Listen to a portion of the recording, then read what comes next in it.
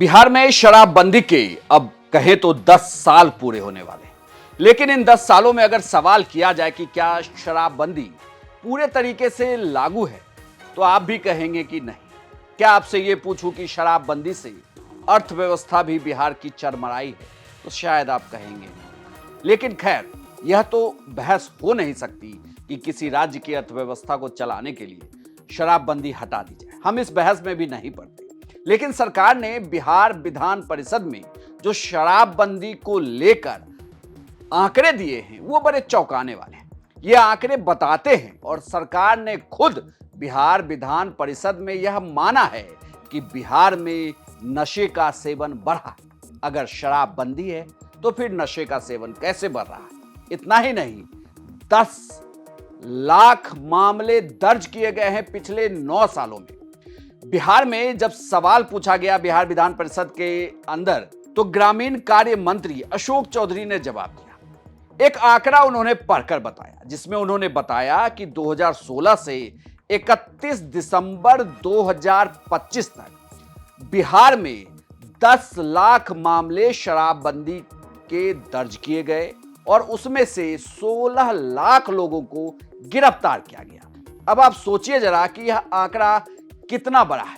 लगभग हर साल 1,60,000 से ज्यादा लोगों की गिरफ्तारी होती है।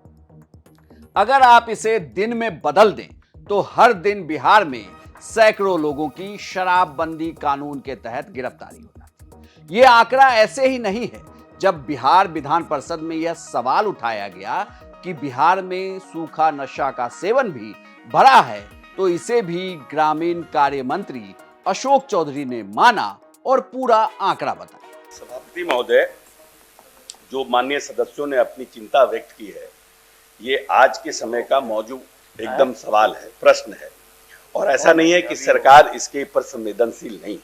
सरकार भी पूरी तरह से संवेदनशील है और माननीय सदस्य ने जिस बात का उल्लेख किया है, उसकी मैंने अपने जवाब में भी उसकी चर्चा की है कि अभी तक उत्तर प्रदेश के सीमा पर 23, पश्चिम बंगाल के सीमा पर 8, झारखंड के सीमा पर 19 एवं नेपाल के सीमा पर 17 चेकपोस्ट कार्यरत हैं। सभी चेकपोस्ट पर सीसीटीवी कैमरा और ब्रेथ एनालाइजर उपलब्ध है। विभाग में कुल 12, उसके अलावा नेपाल सीमा पर एसएसबी के सहयोग से जांच कर छापामारी अभियान चलाया जा रहा है। इस क्रम में 2016 से लेकर अभी तक 31/12/25 तक 10 लाख केस दर्ज किए गए हैं। 4.5 करोड़ की शराब जब्त की गई है। साथ ही साथ 16 लाख लोगों की गिरफ्तारी की गई है। 1.60 लाख वाहनों को जब्त किया गया है। इसी के तहत 2016 से 25 में 15,800 किलोग्राम गांजा, लगभग 240 किलोग्राम अफीम, 350 किलो चरस और लगभग 40,000 लीटर कफ सिरप जब्त किया गया है। सरकार संवेदनशील है।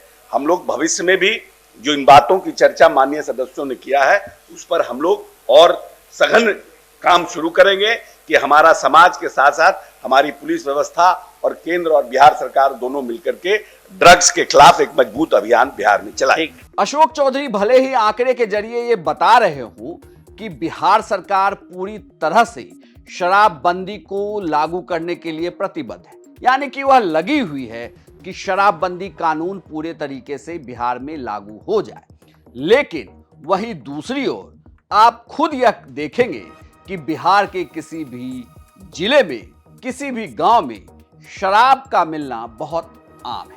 हालांकि सरकार कहती है कि आप बताएं, हम एक्शन लेंगे।